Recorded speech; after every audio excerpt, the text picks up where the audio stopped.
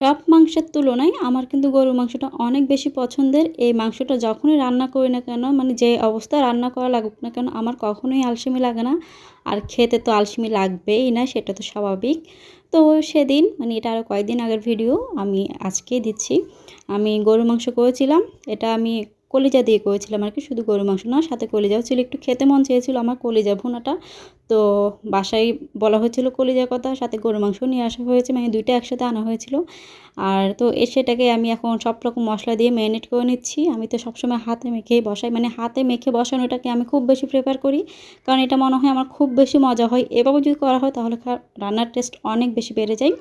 তো যা যা লাগে সেটা দেখলেনি কী কী দিলাম, সেটা সবাই জানে। আসলে একটা শখ থেকে দেওয়া আর কি, আপনাদের সাথে শেয়ার করে। এমন না যে আমি রান্না শেখাচ্ছি, কারণ আমি জানি আমার সাথে অনেক বড় বড় রাঁধুনি আছে এই প্ল্যাটফর্মে, তারপরও আমার ভালো লাগা থেকে শেয়ার করা আর কি।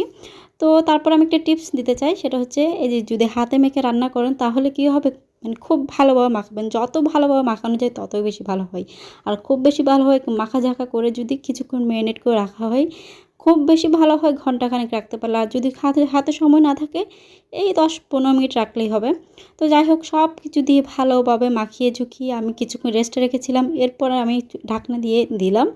এই যে দেখেন, মাংস থেকে পানি বের হয়ে গিয়েছে। এই পানির মধ্যে কিন্তু আমি কষিয়ে নিয়েছি একদম, মানে তেল উপরে উঠে আসা পর্যন্ত কষিয়ে নিয়েছি। কি একটা অবস্থা, আমার মুখে থেকে কথাই বের হচ্ছে না।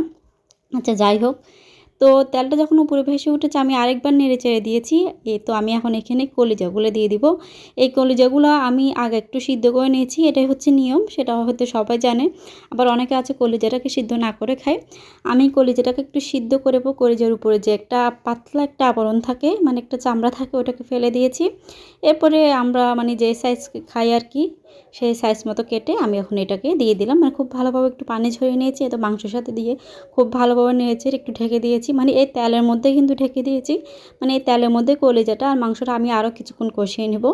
এরপরে এখানে আমি কিছু গরম পানি দিয়ে দিলাম। অবশ্যই কিন্তু গরম পানি দিতে হবে গরুর মাংস রান্নার ক্ষেত্রে, শুধু গরুর মাংস না, আমি মনে করি যে কোনো রান্নার ক্ষেত্রে যদি গরম পানি দেওয়া হয় তাহলে রান্নার টেস্ট অনেক বেশি ভালো হবে। তাহলে খুব তাড়াতাড়ি সিদ্ধ হয়ে যাবে আর একটু টেস্টও পাওয়া যাবে। তো আমি ওটা ঢেকে দিয়ে কিছুক্ষণ যা খাওয়ার জন্য দিয়ে দিলাম। এদিকে আমার মাংসটা হয়ে গিয়েছে। আর এখন হচ্ছে লাস্ট একটা পর্যায়ে, যেটা না দিলে কিন্তু একদমই টেস্ট আসবে না, সেটা হচ্ছে এই যে একটু পেঁয়াজকে বেরেস্তা করে দিয়েছি, তার সাথে আমি একটা শুকনো মরিচকে একটু কুচি কুচি করে কেটে দিয়েছি। এরপর আমি একটা রসুনও কুচি দিয়েছিলাম, সেটা আমি পরে করেছিলাম, ওটা ক্লিপ আর নেওয়া হয় নাই। যদি এই মানে এই বাগারটা দেওয়া হয় তাহলে যে মাংস থেকে কী সুন্দর একটা স্মেল আসে, ভাই রে ভাই, কী বলবো, আমার তো খুব বেশি পছন্দ এই যে পেঁয়াজ বেরেস্তা দেওয়া। আমি যখনই গরুর মাংস রান্না করি অথবা মুরগির মাংস রান্না করি, আমি এটা দেওয়ার খুব বেশি বেশি চেষ্টা করি, কারণ এটা দিলে কিন্তু খুব ভালো হয়। আর এটা দেওয়ার পর একটা সুন্দর একটা কালার চলে আসে, যেমন স্মেল আসে তেমন কালারও আসে। এই যে দেখেন, আপনারা দেখে নেন কত সুন্দর একটা কালার এসেছে। আর টেস্ট তো কী বলবো, মাশাআল্লাহ অনেক ভালো হয়েছে। আমি বুঝলাম না আজকে আমার মুখে দিয়ে কথা আসতে চাই না, মানে অনেক কষ্ট হচ্ছে ভয়েসটা দিতে। তো যাই হোক, এটা আমি আপনাদের সাথে শেয়ার করলাম আমার ভালো লাগাটা, মানে আমার একটা রেসিপি আর কি, যেটা আমি কীভাবে করলাম।